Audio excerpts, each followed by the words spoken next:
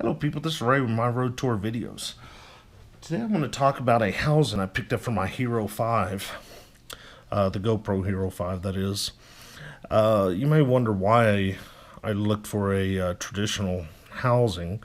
First of all, this is what you get when you unbox a GoPro Hero 5.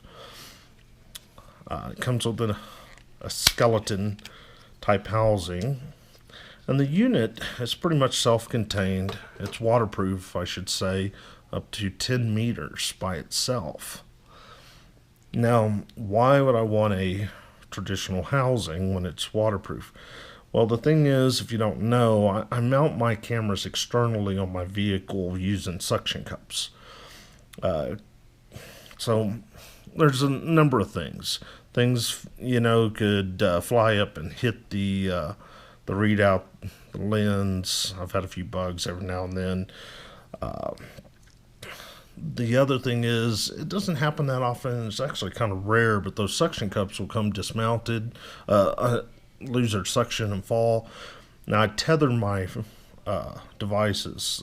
It's cheap insurance, highly recommend it. I'm going to try to post a link right there to my video that I believe it's titled Almost Lost My GoPro. Now I'll give you a perfect example of why I tether my GoPros. Anyhow, so the thing is, the tether is going to save it from falling on the ground, but it's still going to be bopping around. If you watch that video, you'll see what I'm talking about. And with the regular skeleton housing, there's no protection over the touch screen or anything, so that could still get damaged. Now, this lens cap's replaceable. It's designed to pop off. You can buy them 10-20 bucks, but the rest, if damaged, you could be looking at a whole new unit. So that's one of the reasons I opted to find a traditional housing. And found these online. I think they're 15 bucks a piece, 12, 15, I'm not sure. Found them on Amazon.com. Now, this came out of China. If you order one, like if you need one now, I'd go ahead and order it, because I believe it took me 7 to 10 days to get these. I ordered two. I always double up on my cameras. I didn't bring them both in here because it's kind of repetitive. Anyhow, so here's the housing. Loosen that up a little bit. In order to open this, it's slightly different than what you're used to dealing with. There's this little lock here. It's spring loaded.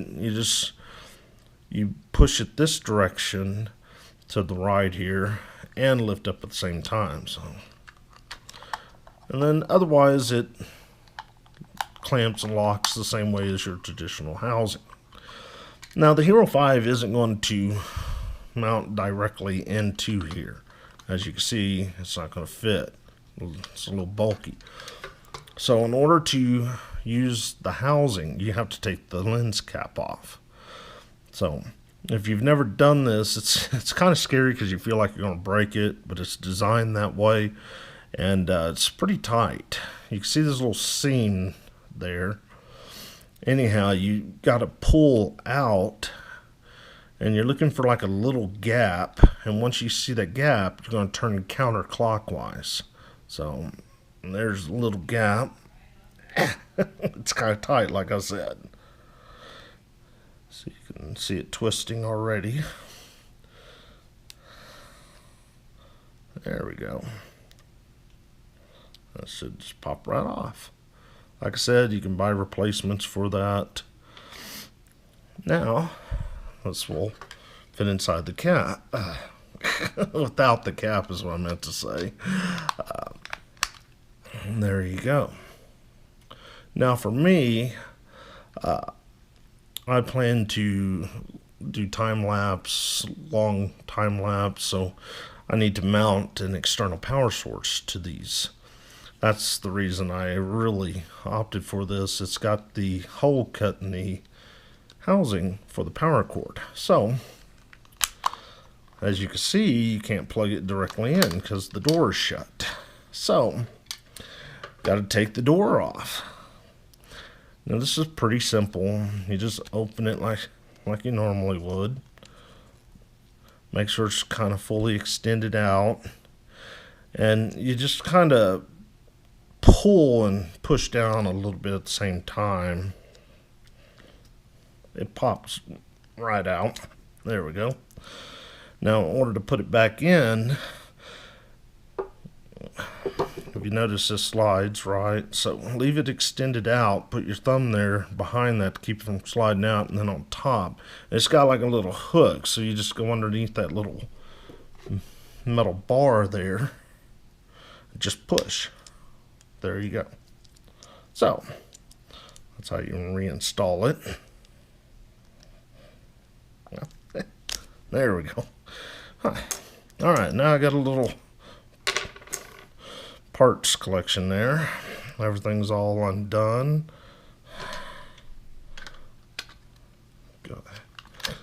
Put that in. Then give you an idea what I'm talking about here. Got a cord. My battery pack is actually outside on another camera I'm doing a time lapse on. So anyhow, that's to give you an idea. Just whoops.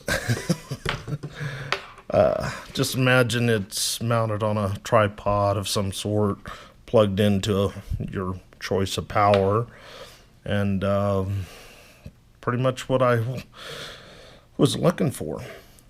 I will mount both of these on my truck this way. I've got a suction cup for my battery power supply, and it's got 2 USB ports, so I can plug both of these in at the same time and run those driving down the road. So anyhow, that's what I've got there. Going into the new year, go ahead and reassemble this. So those of you who didn't catch it the first time are curious as to how to reassemble this. You gotta put this on at an angle, push in, and there we go, pops right in. The door, like I said, make sure it's fully extended, doesn't slide. Just kind of make sure that little hook, if you will, is just right underneath that little metal bar, and it pops right in. All right, so there we go.